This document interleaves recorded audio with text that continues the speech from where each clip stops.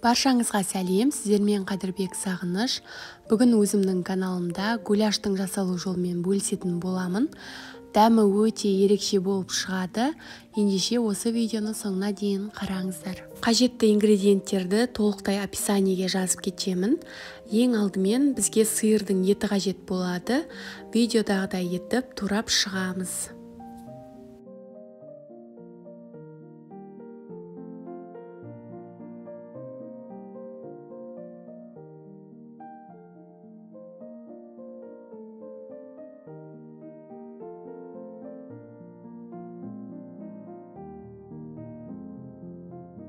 Және де міндетті түрде пияз, сарымсақ, сәбіз қажет болады.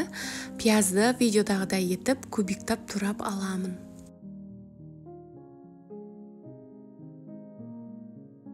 Қызып тұрған табаға сұйық майды құйып, пиязымызды және де сарымсақты баяу отта қуырып бастаймыз.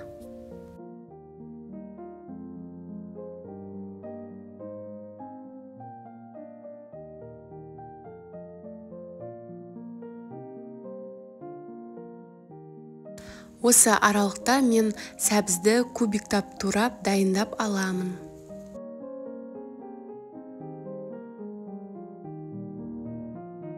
Біздің пиязымыз қызарып қуырылып бастаған кезде жаңағы турап дайындап алған етімізді жақсылап жуып саламыз. Және де сәбізді де салып жібереміз.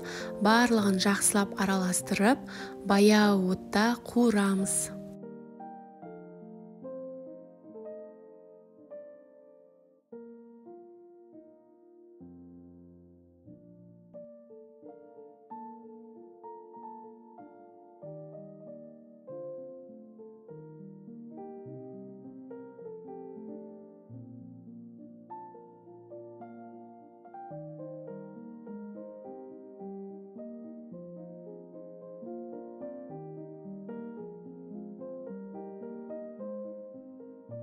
Осы кезде қызанақты ұсақтап турап, етіміздің үстіне саламыз.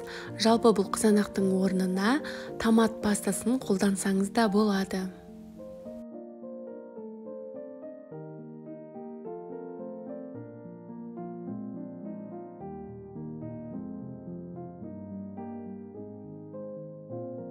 Дәміне қарай тәтті паприка, тұз, қара бұрыш және де басқа да дәмдеуіштер қоссаңыз болады.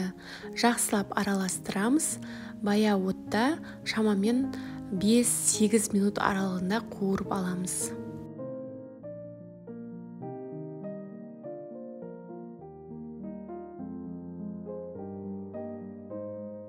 Етіміз қуырылып болғаннан кейін қайнап тұрған ыстық суды құйып, жақсылап араластырып, баяу отта қақпағын жауып, шамамен 1,5 сағаттай пісіреміз. Біздің етіміз бұғып, асықпай пісуі қажет. Етіміз пісуге жақындаған кезде соус дайындаймыз. Ол үшін құп-құрғақ табамызға ұнды салып, қуырамыз, яғни өзі қызарып бастауы қажет. Жалпы негізі тегіс табаны қолданғандарыңыз жөн. Менің табам босамағандықтан грильница табамды қолдандым. Ұнымыз қызып бастаған кезде оттың астын өшіріп, ыстық суды құйып, барлығын жақсылап араластырып аламыз. Бізде қоймалжың масса пайда болуы қажет. Арада 1,5 сағат өткеннен кейін біздің етіміз пісіп дайын болады. Оттың астын өшірмейміз. Жаңағы дайындап алған соусты біртіндеп қосып, жақсылап тұрып араластырамыз. Соустың барлығын қосып болғаннан кейін табаның қақпағын жауып, тағы да 8-10 минут аралығында бұқтырып пісіреміз. Содан кейін ғана біздің гуляшымыз дайын болады. Гуляштың қасына гарнирге менде пюре болады. Картопымды суға пісіріп алдым. Сары майды, сүтті қосып араластырып дайындап аламын. Осымен біздің гуляшымыз дайын болады. Ерекше дәмді, еті жұп-жұмсақ болып шығады. Міндетті түрде осы рецептпен дайындап көріңіздер. Гарнирге қасына кез келген тағамды қолдансаңыз болады. Өте дәмді шығады. Достар, егер менің видео рецепттарым ұнаса, лайк басып, комментарий жазып, каналыма тіркеліп алуды ұмытпаңыздар.